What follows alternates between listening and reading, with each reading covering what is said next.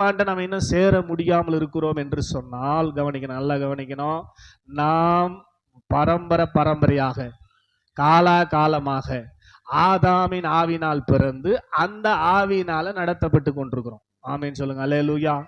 அந்த ஆவி ஆத்மாவை எப்படி டியூன் பண்ணி வச்சுக்கிது, பழக்கி வச்சுக்குதுன்னா, தேவனிடத்தில் சேராமல் உலகத்தை சேர்ந்து கொள்ளும்படியாய், தேவனிடத்தில் சாராமல் உலகத்தை சார்ந்து கொள்ளும்படியாய் பல ஆண்டுகளாக நம்மை பயிற்றுவிக்கப்பட்டு வைத்திருக்கிறதுனால நம்மால உடனடியாக தேவனிடத்தில் சேர முடியல. ஆமேன்னு சொல்லுங்க. அல்லேலூயா.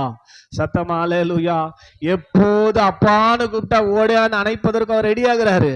நம்மால அவரை உள்நோக்கி பார்த்து அவரை சார்ந்து கொண்டு அவரிடத்துல வர முடியல. ஏன்னா இன்வாலண்டரி ஆக்ஷன், அனிச்சை செயல், நம்ம பழகி போன ஒரு காரியம். தலைவலினா தான் ஞாபகம் வரும், பிதாவைய ஞாபகத்துக்கு வரும். பழகி போயிருக்கு, எதுல பழகி போயிருக்கிறோம்? தலைவலினா தைலம் தானே ஞாபகம் வரும். ஆமேன்னு சொல்லுங்க. அல்லேலூயா. ஒரு சிலருக்கு தலைவலினா சூடா காபி குடிக்கணும்னு ஞாபகம் வரும். ஒரு சிலருக்கு தலைவலினா உடனே நாட்டார் கடைக்கு பசங்களை அனுப்பிச்சு மாத்திராங்க அந்த போடணும்னு ஞாபகம் வரும்.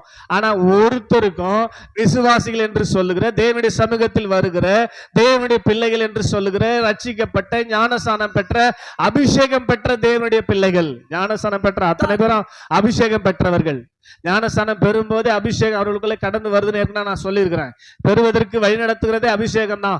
அபிஷேகம் பெற்ற தேவ பிள்ளைகள் சூழ்நிலைகள் மத்தியில எத்தனை பேர் தேவனை சார்ந்து கொள்ளும்படியான இருதயத்தோடு நாம் வாழ்ந்து கொண்டிருக்கிறோம் என்பதை சிந்திக்கும்படியான நாட்களுக்குள்ளாக நாம் நடத்தப்பட்டு கொண்டிருக்கிறபடினாலே தயவு செய்து கவனமாக கவனமாக கவனமாக கர்த்தருடைய வார்த்தை கேட்டு அந்த வார்த்தைக்கு தயவு செய்து கீழ்ப்படிங்க. அப்பதான் இந்த ஆண்டிலேயாவது தேவனோடு சேரும்படியான ஸ்லாக்கியம் உங்களுக்கு கிடைக்கும். ஆமீன் சொல்லுங்க. அல்லேலூயா.